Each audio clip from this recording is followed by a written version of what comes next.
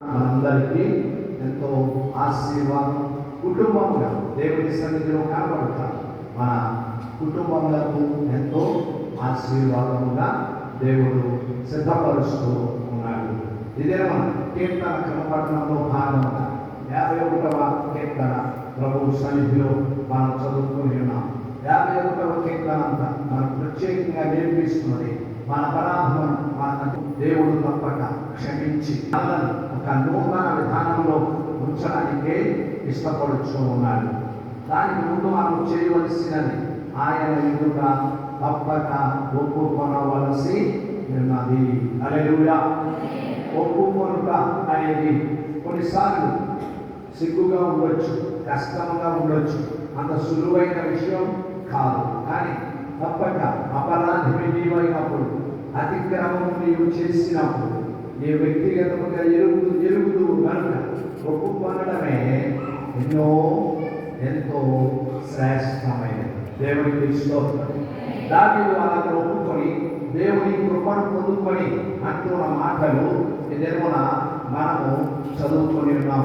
13వ వచనంలో ఉంది, అప్పుడు అతిక్రమము చేయు వారికి నీ త్రోవలను నేను బోధించదను, పాపులను నీ కట్టు తిరుగుదురు. దేవనాన్ని క్షమించావు, తప్పక ఇతరులకు కూడా ఈ క్షమాపణ నేను ప్రకటించగలను అని దేవుని దగ్గర వేడుకుంటూ ఉన్నాడు. ఇంకా తన యొక్క ఆశ 15వ వచనంలో, నా నోరు నీ స్తుతిని ప్రచురపరచునట్లు నా పెదవులను తెరవును. నేను చేసిన కార్యమును బట్టి స్తుతి నీకు చెల్లిస్తూ, ఇంకా స్తుతి నీకు చెల్లించుటలో నన్ను ఇంకా బలపరచండి, నా పెదవులను తెరువు అంటుంటాను. ఎప్పుడైనా మీరు ఇక్కడ నుంచి నేను అప్పుడప్పుడు చూపిస్తూ ఉంటాను, ఇలా చూపిస్తూ ఉంటాను. ఏంటర్థం? ఎందుకు చూపిస్తాను? నోరు మూసుకోమన్నా, నోరు తెరిచి పాడండి. ఎందుకంటే ఇక్కడ చక్కని ఎవరు బిడ్డలు ఉన్నారు, పాపలు ఉన్నారు, పెద్దవాళ్ళు ఉన్నారు. ఎవరు పాడుతున్నారో లేదో ఏమి అర్థము కానట్టుగా ఉంటుంది. చేతులతోడైతే గాలి వేస్తున్నట్టే ఉంటుంది. చేతులతోడైతే గాలి వేస్తున్నట్టే. ఓకే, అది మంచిది. ఇంతే అంతే కదా. ఇక తర్వాత నోటుతో ఎప్పుడు పాడతాం? దేవుని గురించి పాడడానికి చాలాసార్లు చెప్పాను. పైన ఫ్యాన్ తిరుగుతున్నా కొంచెం అయినా చెమట పట్టాలి, పెరగా పడుతుంది. ఎలా తిరుగుతుంది, ఎలాగా పడుతుంది. తిరుగుతున్నప్పుడు ఏం పట్టాలి? అనుభవం నాకు ఉంది కనుక నేను మీకు చెప్తున్నాను. నేను పాడుతుంటే తల నుంచి శరీరం అంతా చెమట కారిపోతూ ఉంది.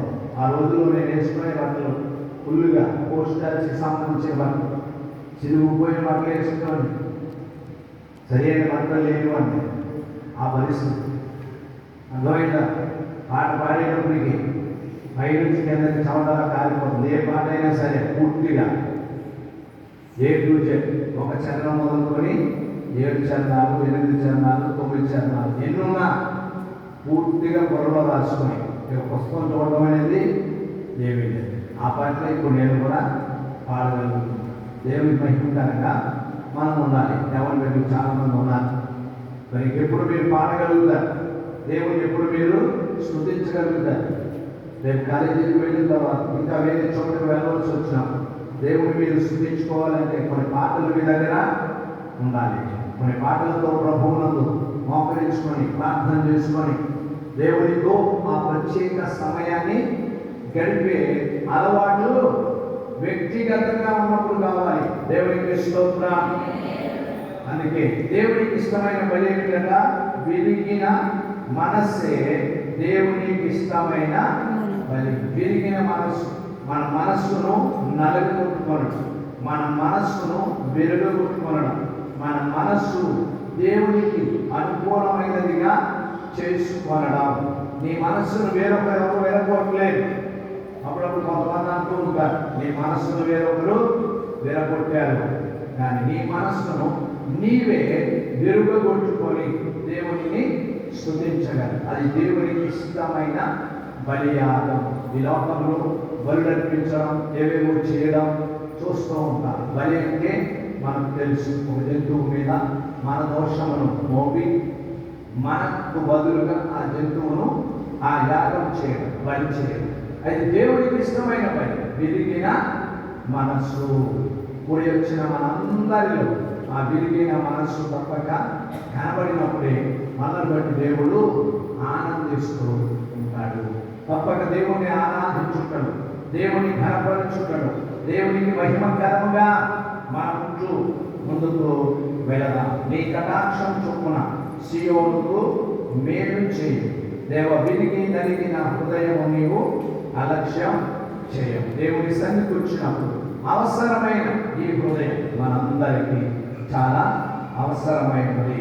దేవుని ఘనపరుస్తూ 10వ వచనం చివరి అప్పుడు జనులు బలిపీఠము మీద కోడెలను అర్పించారు. కోడి అంటే మన కోడి కాదు, మనం అనుకుంటున్న కోడి కాదు. కోడి అంటే కోడే దూడలని, కోడే దూడ అని. ఆ దినాల్లో వారు అర్పిస్తూ ఉండేవారు. ఈ అర్పణ ఈ దినమున స్తుతియాగము అర్పణ.